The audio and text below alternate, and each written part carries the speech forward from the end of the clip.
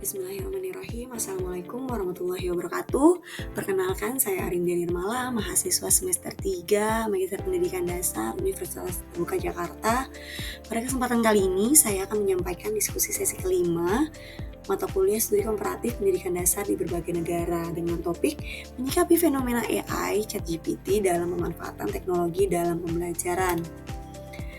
Tentunya penggunaan AI seperti ChatGPT sudah sangat relevan dalam konteks pendidikan, termasuk salah satunya yaitu pendidikan dasar. AI, ChatGPT ini memberikan pengaruh, menjadikan tantangan, dan memberikan peluang dalam konteks pendidikan. Nah, memberikan pengaruh karena dapat mengubah cara belajar siswa, mengubah peran guru, mengubah sistem evaluasi. ChatGPT dapat menjadikan suatu tantangan karena adanya kemungkinan penyalahgunaan, adanya ketimpangan akses teknologi, keterbatasan regulasi dan kebijakan, krisis identitas guru, dan adanya masalah akurasi dan etika. Yang terakhir, ChatGPT juga bisa memberikan peluang dalam pembelajaran karena meningkatkan kualitas pembelajaran, personalisasi belajar, efisiensi administrasi pendidikan, pemerataan akses ilmu, dan inovasi kebijakan pendidikan digital. ChatGPT ini memiliki kelebihan dan kelemahan. Adapun kelebihannya itu yang pertama, pembelajaran lebih personal, cepat, dan dinamis. Yang kedua, umpan balik yang instan dapat diperoleh dengan sangat cepat. Yang ketiga, pendukung guru dalam persiapan pembelajaran, sehingga guru bisa lebih mudah untuk menyusun kegiatan pembelajaran yang akan dilaksanakannya nanti. Selanjutnya, meningkatkan akses dan fleksibilitas belajar, dan yang terakhir yaitu menumbuhkan kreativitas dan eksplorasi konsep, sehingga pembelajaran yang dilaksanakan di kelas menjadi lebih menarik untuk siswa. Adapun kelemahan dari penggunaan ChatGPT ini yaitu yang pertama, ketergantungan dan pengurangan kemampuan berpikir kritis. Karena dengan menggunakan ChatGPT kita sudah disuguhkan dengan hal yang sangat simpel untuk mendapatkan informasi. Selanjutnya, yang kedua yaitu keakuratan yang tidak selalu terjamin atau halusinasi, sehingga ketika kita mencari suatu informasi, suatu data pada ChatGPT, kita harus benar-benar menyaring kembali manakah informasi yang tepat, manakah informasi yang memang perlu kita cari kebenarannya. Selanjutnya yaitu adalah masalah integritas akademik. Dengan adanya ChatGPT memudahkan terjadinya plagiarisme atau cheating. Selanjutnya adanya kesenjangan akses dan ketidakadilan dalam penggunaan ChatGPT tersebut. Yang terakhir adalah pengurangan interaksi manusia dengan aspek afektif dan sosial. Karena ketika kita menggunakan ChatGPT, maka kita akan mengerjakan semuanya secara mandiri, secara individu, sehingga kita dengan orang-orang di sekitar kita akan berkurang interaksinya.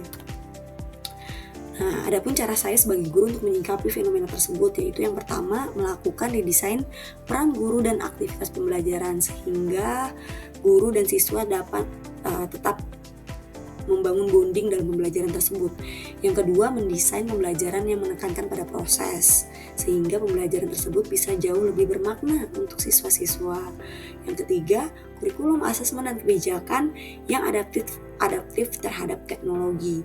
Yang keempat, pengembangan profesional guru dengan cara mengikuti pelatihan ataupun sharing dengan teman sejawat. Yang kelima, penekanan pada pengembangan keterampilan di abad 21. Dan yang terakhir yaitu pengaturan peran AI sebagai alat bantu saja, bukan sebagai pengganti, sehingga AI itu sebagai tutor tambahan, sumber variasi soal dan latihan, dan sebagai alat refleksi saja. Selain itu, ada juga hasil analisis yang saya lakukan dari film A Day Made of Glass 2, di mana dalam video tersebut menampilkan beragam teknologi yang futuristik yang berbahan dasar dari kaca khusus yang permukaannya dapat dijadikan interaktif, integrasi dengan data real time, konektivitas dengan jaringan, dan material canggih sehingga dapat mengubah cara kita bekerja, belajar, dan melaksanakan kehidupan kita sehari-hari.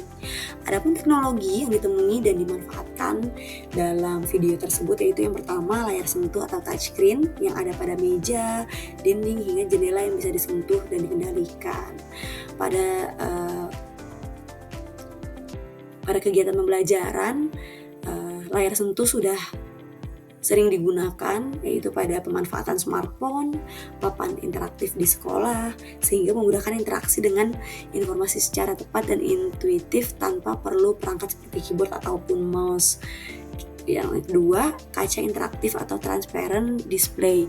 Kaca jendela dan lemari menampilkan data, peta, multimedia. Mungkin dalam dunia pendidikan hal tersebut masih jarang kita temui. Yang lebih banyak itu pada toko retail modern yang menggunakan etalase digital, sehingga menampilkan informasi tanpa menghalangi pandangan. Mudah-mudahan nextnya kita bisa memanfaatkan itu dalam dunia pendidikan. Yang ketiga, Internet of Things atau IoT dan konektivitas antar perangkat, sehingga semua perangkat bisa saling terhubung. Contohnya yang sudah ada yaitu pemanfaatan smart CCTV, di mana kita bisa melihat hasil CCTV yang ada pada kelas kita atau sekolah kita itu melalui smartphone atau satu PC yang sudah disetting penggunaannya. Selain itu juga ada penggunaan perangkat wearable seperti smartwatch yang tersinkronisasi dengan ponsel, sehingga ketika pembelajaran olahraga misalnya kita bisa menggunakan smartwatch untuk menghitung stopwatch, data tersebut bisa tersimpan dalam smartphone. Yang keempat ada augmented reality atau AR dan real-time data display, di mana layar kaca menampilkan data lingkungan, informasi perjalanan, atau hasil analisis media secara langsung. Nah, ini sudah ada di beberapa aplikasi edukasi berbasis AR, misalnya dalam pembelajaran matematika, bangun ruang, atau IPAS tentang tumbuh-tumbuhan dan sebagainya, sehingga membantu visualisasi konsep abstrak ke dalam konsep yang lebih real. Selanjutnya yang kelima yaitu adanya kaca di video dapat berubah dari transparan menjadi buram, sehingga berfungsi sebagai layar atau pelindung privasi. Nah, ini biasanya digunakan pada jendela modern dengan teknologi electrochromic glass, di mana bisa menjadi efisiensi energi, mengatur cahaya atau temperatur ruangan, sehingga menjaga privasi dan kenyamanan. Yang keenam ada kolaborasi virtual dan cloud computing, sehingga siswa bisa berinteraksi melalui layar besar walaupun jarak mereka jauh. Itu contohnya dengan memanfaatkan Microsoft Teams, Zoom, dan lain sebagainya, sehingga pembelajaran bisa dilaksanakan dengan jarak jauh. Yang ketujuh adanya kaca dengan teknologi sensor dan AI terintegrasi, di mana kaca tersebut bisa mengenali wajah dengan menyesuaikan tampilan berdasarkan penggunanya. Nah, ini sudah dimanfaatkan pada smartphone, sensor suhu otomatis yang saat pandemi kemarin digunakan di banyak sekolah, dan sistem virtual AI seperti Siri atau ChatGPT, sehingga personalisasi pengalaman penggunaan dan peningkatan efisiensi kegiatan harian. Nah, persiapan saya sebagai pendidik dalam menghadapi kemajuan teknologi yang begitu pesat yaitu pertama dengan meningkatkan literasi digital, yang kedua mengembangkan keterampilan abad ke-21 dengan merancang pembelajaran berbasis proyek, simulasi digital, dan lain-lainnya. Berikutnya merancang pembelajaran yang fleksibel dan adaptif dengan menggunakan kelas virtual dan lain sebagainya. Dan selanjutnya itu menumbuhkan sikap terbuka terhadap inovasi, sehingga kita bisa terus berkembang dengan mengikuti pelatihan-pelatihan yang disediakan. Selanjutnya menjaga etika, privasi, dan nilai kemanusiaan. Kita juga harus melatih diri kita dan mendidik siswa kita untuk tetap menjaga hal-hal tersebut. Yang terakhir itu membangun lingkungan belajar yang kolaboratif dan inklusif, sehingga bisa memberikan bimbingan kepada siswa yang mengalami kesulitan teknologi, pemanfaatan teknologi tersebut. Adapun kesimpulan dari hasil presentasi saya yaitu fenomena ChatGPT dan alat AI serupa merupakan titik balik dari pendidikan yang membuka peluang besar sekaligus tantangan yang serius. Bila disikapi dengan bijak dan terintegrasi dengan kerangka pembelajaran, maka teknologi bisa menjadi penguat proses pembelajaran, bukan menggantikan peran guru. Selanjutnya di video A Day Made of Glass itu menggambarkan masa depan di mana teknologi digital terintegrasi dalam seluruh aspek kehidupan manusia seperti pendidikan. Kesiapan menghadapi masa depan bukan hanya mampu mengikuti perkembangan teknologi, tetapi juga mengarahkan dan memanfaatkan teknologi untuk membentuk generasi yang cerdas, kreatif, dan berkarakter. Ini adalah referensi yang saya gunakan pada presentasi saya kali ini. Cukup sekian presentasi dari saya, kurang lebihnya saya mohon maaf, semoga bermanfaat. Wassalamualaikum warahmatullahi wabarakatuh.